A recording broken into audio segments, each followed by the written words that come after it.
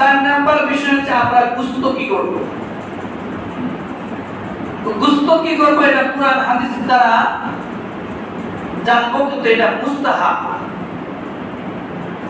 সূরা হজের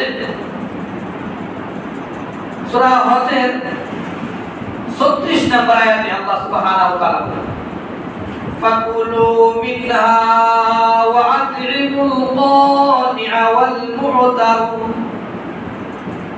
যে এই কুরবানির গোশত তোমরা খাও, কানি'a ব্যক্তিকে দাও আর মু'তার ব্যক্তিকে দাও। যে কানি'a ব্যক্তিকে যে অভাব অনটনের জন্য এই বস্তু কুরবানি দিতে পারে নাই, সে আপনার কাছে চায় নাই, খুঁজে খুঁজে থাকে না। সুবহানাল্লাহ। আত্মীয় স্বজনকে দাও।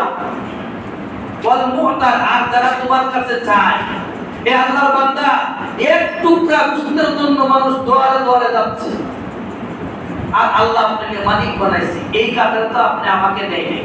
সুবহানাল্লাহ। তো এই জন্য তিনটা বন্টন করে একটা বন্টন রেখে দেওয়া, আর দুইটা বন্টন, একটা বন্টন আত্মীয় স্বজনদের দেওয়া, আর একটা বন্টন গরিব মিসকিনদের দেওয়া। মোহতারাম হাজরিন, এই কুরবানি আসাতে ফ্রিজের দাম বেড়ে গেছে। ফ্রিজের রাখা যাবে সমস্যা। তো এই হাদিসটা আসছে বুখারী শরীফের 5569 নম্বর হাদিস। ওই হাদিসের মধ্যে আল্লাহ রাসূল সাল্লাল্লাহু আলাইহি ওয়াসাল্লাম বলেছেন যে এই কুরবানির গোশত 3 দিন পর্যন্ত রাখা যাবে, এরপর রাখা যাবে।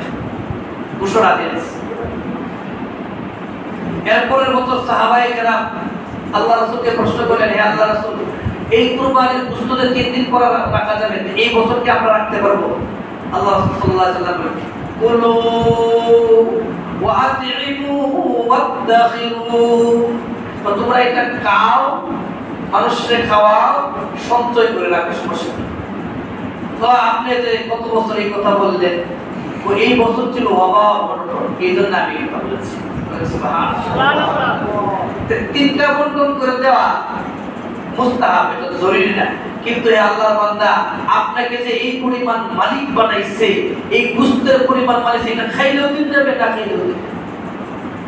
কিন্তু আপনি যে দিচ্ছেন মন খুলে, কার্পণ্যতা না করে মন খুলে দেন, আল্লাহ সুবহানাহু ওয়া তাআলা আসমানের দরজার রিজিক আপনাকে খুলে দেন। সুবহানাল্লাহ। আপনি খুঁজে খুঁজে দেন, আল্লাহ বলে এত খুঁজার মতো আমার এক বান্দাকে সে গোশত করেছে, আমি আরো অজস্র গোশত দিয়ে দেব। সুবহানাল্লাহ। এখন চামড়াটা কি করবেন? 5 নাম্বার চামড়া